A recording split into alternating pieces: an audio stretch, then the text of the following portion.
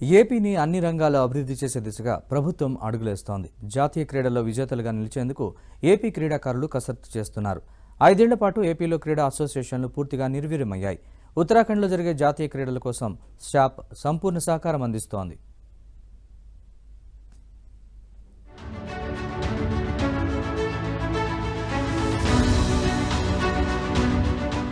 ఉత్తరాఖండ్లో ప్రారంభం కానున్న 38వ జాతీయ క్రీడల్లో సత్తా చాటేందుకు ఏపీ క్రీడాకారులు కసరత్తు చేస్తున్నారు.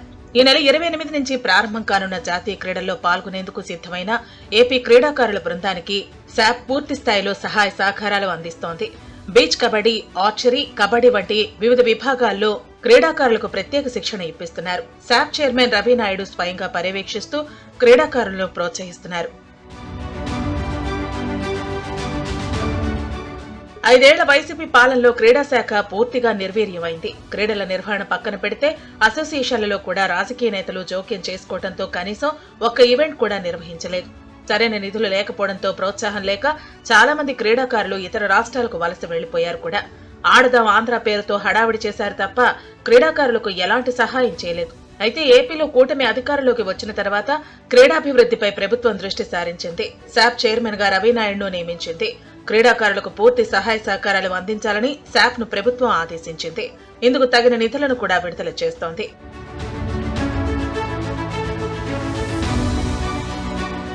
క్రీడాకారులను ప్రోత్సహించేందుకు చంద్రబాబు తొలి నుంచి ముందు వరుసలోనే ఉంటారు. నేషనల్ గేమ్స్, ఆప్రో ఏషియన్ గేమ్స్ నిర్వహణతో హైదరాబాద్ కు అంతర్జాతీయ స్థాయి గుర్తింపు వచ్చింది. ఇప్పుడు కూడా అలాగే ఏపీలో కూడా జాతీయ స్థాయి క్రీడలు నిర్వహించేందుకు ప్రణాళికలు సిద్ధం చేస్తున్నారు. ఇందుకు తగిన మౌలిక వస్తువులు కల్పించాలని శాప్ ను చంద్రబాబు ఆదేశించారు. ఉత్తరాఖండ్ లో నిర్వహించనున్న 38వ జాతీయ క్రీడా పోటీలు ఈ నెల 28 నుంచి ప్రారంభం కానున్నాయి. ఏపీ నుంచి వివిధ విభాగాలకు చెందిన క్రీడాకారులు సిద్ధమవుతున్నారు. ఎట్టి పరిస్థితుల్లో ఈ రాష్ట్రానికి మెడల్ తీసుకొని రావాలనే కసితో వాళ్ళంతా ఉన్నారు. వాళ్ళకి అండగా రాష్ట్ర ఆంధ్రప్రదేశ్ స్పోర్ట్స్ అథారిటీ వాళ్ళ వెంట ఉంది. దానికి కావాల్సిన ఏదైతే టీఏడిఎల్ కావచ్చు, అదేవిధంగా అలవెన్సులు కావచ్చు, ఏవైతే వాళ్ళ క్యాంప్స్ నిర్వహించుకోవడానికి కావాల్సిన ఏదైతే ఆర్థిక వనరులకు సంబంధించి పూర్తి స్థాయిలో వాళ్ళకి సపోర్ట్ ఇవ్వడానికి రాష్ట్ర ప్రభుత్వం కూడా ఉంది. దాని అనుగుణంగానే వాళ్ళ అసోసియేషన్లు ఏదైతే రిక్వెస్ట్ చేస్తారో దాని అనుగుణంగా కూడా రిలీజ్ చేయడం జరుగుతుంది. ఏదేమైనా ఈ రాష్ట్ర ప్రభుత్వం స్పోర్ట్స్ అథారిటీ క్రీడాకారుల వైపు ఉంది. మొత్తం 21 విభాగాల్లో సత్తా చాటేందుకు ఏపీ నుంచి క్రీడాకారుల బృందం బయలుదేరుతుందన్నారు కబడ్డీ అసోసియేషన్ అధ్యక్షులు శ్రీకాంత్. బీచ్ కబడ్డీ, కబడ్డీ పోటీల్లో తప్పకుండా మెడల్ సాధిస్తామని ధీమా వ్యక్తం చేశారు. 3వ తారీఖున ఇక్కడి నుంచి టీం బయలుదేరి వెళ్తుంది. కంపల్సరీ ఆంధ్ర కబడ్డీ అసోసియేషన్ ద్వారా చెప్పదలుస్తుంది ఏంటంటే బీచ్ కబడ్డీలో మెడల్స్తో ఇక్కడ తిరిగి వస్తామని, అలాగే మెడల్స్ వచ్చే విధంగా మనం హర్యానా నుంచి కూడా కోచ్ను కూడా అపాయింట్మెంట్ చేసుకోవడం జరిగింది.